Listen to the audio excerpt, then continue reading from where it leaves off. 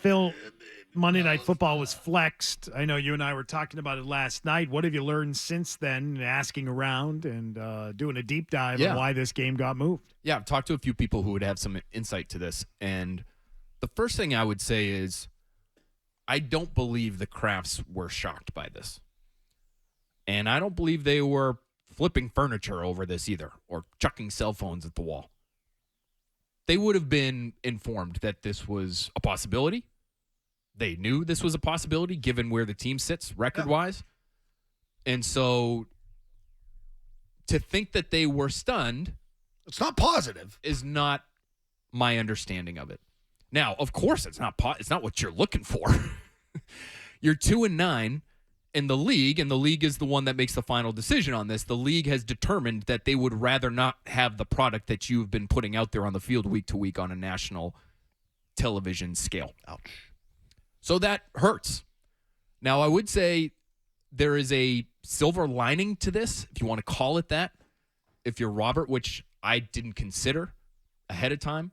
But I think it's important to note he is the chair of the broadcast committee for the NFL. Great relationships with all of these network CEOs, heads of these networks that air all these games, right?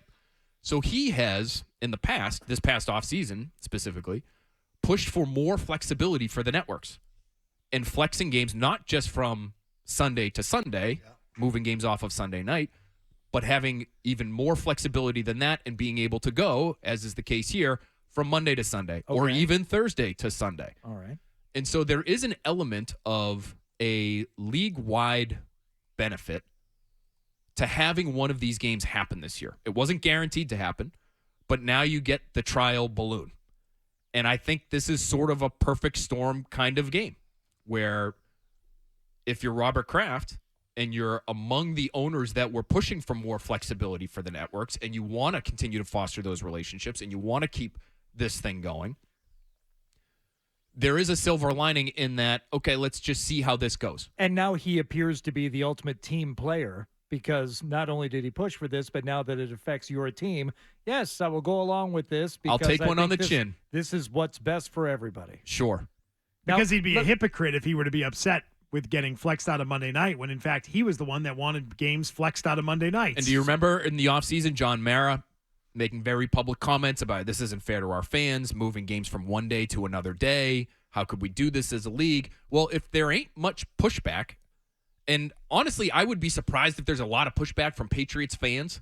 I would be, because who would rather be freezing their tuchus off on Monday night and watch their team potentially get pummeled as opposed to Sunday at 1? Yes.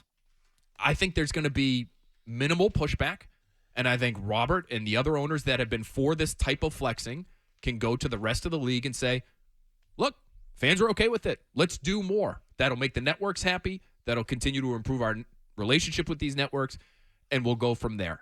Again, it is, as my buddy Tom Curran would say, polishing a turd. And it is not a good situation to be bumped off of Monday Night Football because you're that bad. But from a league perspective, this is something that Robert Kraft has wanted, and now he gets it. And if he didn't want this game to be flexed, what I've been told is it probably wouldn't have happened. Not that he asked for it, not that he pushed for his team to get flexed out, but if he was kicking and screaming that his team was bumped off of Monday Night Football, it probably would not have happened. But how could he kick and scream when this is the rule he wanted? Yeah. And by the way, that vote, they needed 24 to pass it. They got 24. The teams that did not vote for it, the Giants, as Phil already mentioned, the Jets, the Packers, the Bears, the Raiders, the Lions, the Bengals, and the Steelers all voted against that. This makes me wonder if one of those teams called up the league and said, hey, why don't you flex the Patriots out of Monday Night Football up there in Foxborough? They wanted this thing so bad. Why don't you take them out of Monday night? Someone said, that would be juicy. Yeah, that's not a bad idea. I don't know that the Mars would do that, but you think the Jets would call on the Pats and say, hey, why are those guys on Monday Night Football? They should get flexed out. Robert wanted this thing so badly. Yeah, he was the one that was leading the charge for them to have Monday Night Flex. We should flex them out of Monday night. Let's have them be the first Monday night game we can flex. Get them out. Because I don't know. I mean, I'm not saying that wouldn't go down that way, but Oh, this league is very catty. How do they benefit out of that, or how is that a C? Like what? Honestly, like what would they care other than to stick it to Robert? Oh yeah, these owners do that crap all the time. They're always trying to stick it to each other. Look at Jared Jones. Not that he voted against it, but you know what I'm saying. Well, Mars spoke out publicly. What did he say? I think he called it like unconscionable or something. He's like, I can't believe we're even considering it. Was very this. strong. It was strong. Yeah. He was pissed about it. So self-righteous. The idea, though, Phil, that there wasn't a lot of pushback from the team for whoever they contact, when they're considering this, because the first thing you could say if you're with the Patriots is that we're going to flex you on a Monday night. Like, what are you talking about? It's the Kansas City Chiefs. You're going to take the Chiefs out of Monday night. I understand why you may not want us on there, but this is bad for the league. Like, you can't do this. You could have an argument that wouldn't be ultimately hypocritical. And if they didn't fight against it that much, to me, that's the same as saying, thank God. Thank God for not making us ask for this. And their acquiescence is in my mind as good as saying, now we're all set with not being embarrassed on a national stage in prime time for, how many, who knows how many times it'll be this season. We could see it on Thursday night. We could see it again on Christmas Eve. We don't need it again on the 18th against the Chiefs on our home turf.